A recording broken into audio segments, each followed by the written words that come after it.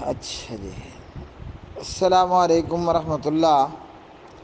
عن ابی ہریرہ رضی اللہ تعالی عنہ عن رسول اللہ صلی اللہ علیہ وسلم انہ قال الفطرۃ خمس، رواہ مسلم۔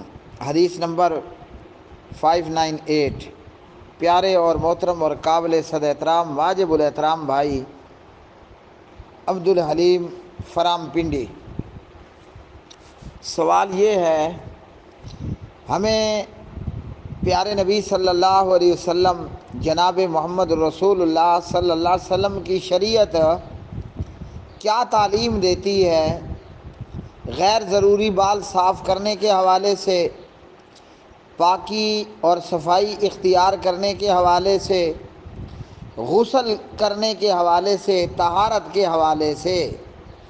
معاملہ جو ہے وہ حدث اکبر کا ہو یا معاملہ جو ہے وہ حدث اصغر کا ہو، طہارت کبریٰ ہو یا طہارت صغریٰ ہو، استنجا بنانا ہے، وضو کرنا ہے یا پھر غسل کرنا ہے، غسل کے اندر جنابت کا غسل ہے، حیض کا غسل ہے، پیارے نبی خاتم الانبیاء خاتم المرسلین محمد رسول اللہ صلی اللہ علیہ وسلم نے کیا تعلیم ہمیں ارشاد فرمائی ہے؟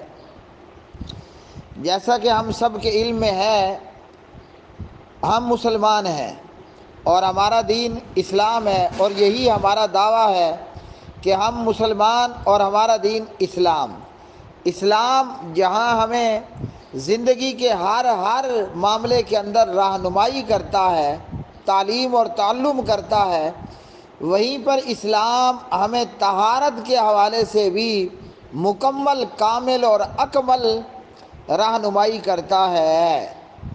اللہ اکبر۔ قرآن مجید فرقان حمید میں اللہ سبحانہ و تعالیٰ کا فرمان ذی شان ہے کہ اللہ وحدہ لا شریک متطہرین کو پسند فرماتے ہیں۔ متطہرین کون ہیں؟ بہت زیادہ صفائی ستھرائی کا اہتمام کرنے والے۔ اللہ اکبر۔ اور پیارے نبی صلی اللہ علیہ وسلم نے صحیح مسلم کے اندر ارشاد فرمایا ہے، الطہور شطر الایمان، طہارت یہ شطر ایمان ہے، یعنی نصف ایمان ہے۔ پاکی، صفائی، وہ چاہے غیر ضروری بال صاف کرنے کے تعلق سے ہو یا وہ چاہے غسل کرنے کے حوالے سے ہو۔ غسل جب کسی بچی کو حیض آ جائے، اور حیض کب آ جاتا ہے؟ جب لڑکی جوان ہو جائے، تو اس کے جوان ہونے پر یہ علامت ظاہر ہوتی ہے کہ ایک لڑکی اور بچی کو 1 ماہ میں چند دن کے لیے حیض آتا ہے۔ یہ ایک گندا کالے رنگ کا بدبودار خون ہے جو دنیا میں اللہ سبحانہ و تعالیٰ نے آدم کی بیٹیوں کے بنانے کے اندر، ان کی تخلیق کرنے کے اندر اللہ سبحانہ و تعالیٰ نے لکھ دیا ہے۔ جب یہ حیض کا خون ختم ہو جاتا ہے، یعنی بند ہو جاتا ہے، اور سفیدی لڑکی یا عورت دیکھ لیتی ہے، تو ہمیں شریعت نے اور شارع علیہ السلام نے یہ تعلیم دی ہے کہ اس موقع کے اوپر ایک لڑکی، بچی اور عورت کو جو ہے وہ غسل کرنا پڑے گا۔ ہاں جی، یہ طہارت کے لیے، پاکی اور صفائی کے لیے غسل کرنا ہوگا۔ اسی طرح جب احتلام ہو جائے، جنابت ہو جائے، یا شادی شدہ مرد عورت ہیں، وہ میاں بیوی آپس کے اندر ہم بستری کریں، ہم بستر ہو جائیں، تو اس صورت کے اندر پھر غسل کرنا ہوتا ہے، اور یہ غسل طہارت اور پاکی اور صفائی کے لیے کرنا پڑتا ہے۔ قرآن مجید فرقان حمید سورۃ البقرہ کے اندر اللہ رب الرحمن فرماتے ہیں، وَيُحِبُّ الْمُتَطَہِّرِينَ، اللہ تعالیٰ پاک صاف رہنے والوں کو پسند کرتا ہے۔ تو یہ خاص کر جو پاکی اور صفائی کا اختتام کرنا ہے جب حیض ختم ہو جائے، یعنی حیض کے دن پورے ہو جائیں، یا بندے کو احتلام ہو جائے یا بندی کو احتلام ہو جائے، یا میاں بیوی آپس میں تعلق بنا لیں، تو اس کے بعد غسل کرنا شریعت نے فرض قرار دیا ہے۔ اللہ اکبر۔ اب اس غسل کا طریقہ کیا ہوگا؟ طریقہ پیارے نبی صلی اللہ علیہ وسلم نے ہمیں بتایا ہے۔ غسل کرنے کے لیے سب سے پہلے مرد ہے یا عورت، غسل جنابت کا ہے، حیض کا ہے یا نفاس کا ہے؟ نفاس وہ خون ہوتا ہے کہ جب عورت بچہ جنتی ہے اور جب اس کا چلہ پورا ہو جائے، یا یہ کہ نفاس کا جو خون ہے، گندگی ہے، وہ مکمل طور پر رک جائے، بند ہو جائے، تو پھر غسل کرنا ہے۔ غسل جنابت کا ہو، غسل حیض کا ہو، غسل نفاس کا ہو، سب سے پہلے ایک مرد اور ایک عورت اچھی طرح استنجا بنا لے گی۔ استنجا بنا لینے کے بعد اپنے ہاتھوں کو دھو لینا ہے، پھر اس میں وضو کرنا ہے نماز کے وضو کی طرح، لیکن سر پر مسح کرنے کی بجائے 3 چلو پانی لے کر سر میں ڈالے گی۔ 3 چلو پانی ڈال کر سر میں، بالوں میں اور کھوپڑی میں اچھی طرح ہاتھ مارے جائیں گے، یعنی غسل کرنے والا یا غسل کرنے والی۔ پیروں کو دھونے کی بجائے پیر آخر میں جا کر دھونے ہیں، وہ کب، وہ آگے میں بتاتا ہوں۔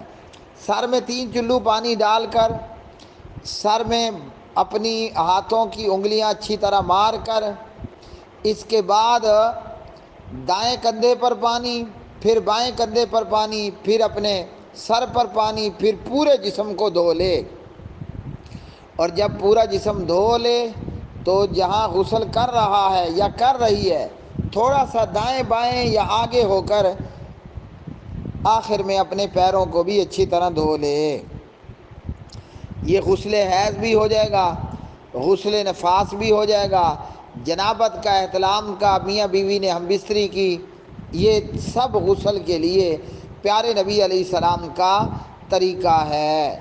اس میں اگر استنجا کرنے کے بعد جسم کو دھوتے ہوئے بندہ یا بندی ننگا ہاتھ شرمگاہ کو ٹچ نہیں ہوا تو اس کا وضو بھی ہو جائے گا، اور اگر دوران غسل ننگا ہاتھ شرمگاہ کو لگ گیا تو وضو نہیں ہوگا، غسل ہو جائے گا۔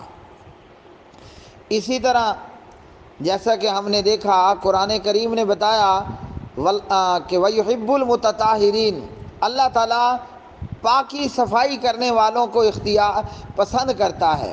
تو شریعت نے ہمیں یہ تعلیم دی ہے کہ کم از کم 40 دن کے اندر یہ 5 کام بھی کرنے ہیں۔ اور پیارے نبی علیہ السلام نے فرمایا الفطرۃ خمس، فطرت کے جو خصائل ہیں، فطرت کی جو عادتیں ہیں وہ 5 ہیں۔ تو ان کو کب کرنا ہے؟ 40 دن کے اندر ایک مرتبہ لازماً، مرد ہے یا عورت، جو جوان ہو جائیں اور جن کو یہ چیزیں لاحق ہو جائیں، 40 دن میں ایک مرتبہ یہ صفائی بھی کرنی ہے۔ ہاں، اس صفائی کے اوپر غسل کرنا نہیں ہے۔ حضرت ابو ہریرہ رضی اللہ عنہ راوی ہیں صحیح مسلم میں، پیارے نبی صلی اللہ علیہ وسلم سے بیان کرتے ہیں فطرت کی عادات 5 ہیں۔ نمبر 1، جب بچہ پیدا ہوا 7ویں دن اس کا ختنہ کرنا، طہور کرنا۔ نمبر 2، زیر ناف بال مونڈنا، مرد ہے یا عورت، جب بچی یا بچہ، لڑکا لڑکی جوان ہو جاتا ہے تو زیر ناف بال نکلنا شروع ہو جاتے ہیں، اور ان بالوں کو 40 دن میں ایک مرتبہ صاف کرنا ضروری ہے۔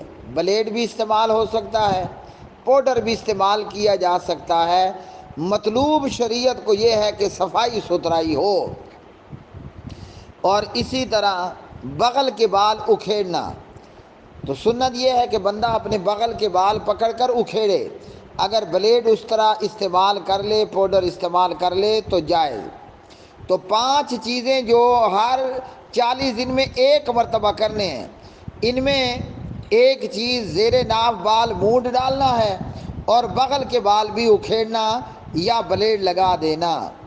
مرد ہے جب لڑکا جوان ہوگا تو مونچھ نکلے گی، اور شریعت نے فطرت بتائی ہے کہ مونچھوں کو پست کرنا، کینچی لے کر مونچھوں کو کترنا ہے، اتنی کتر لے کہ مونچھیں ہونٹ سے منہ میں نہ آئیں۔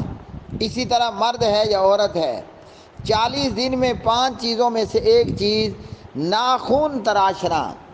بعض عورتوں کو آج کل یہ فیشن کی بیماری لگی ہے، لمبے لمبے بلیوں، چوہوں، ریچھ اور بلوں اور جو ہے وہ وحشی جانوروں کی طرح عورتیں بڑے بڑے ناخن رکھوا لیتی ہیں۔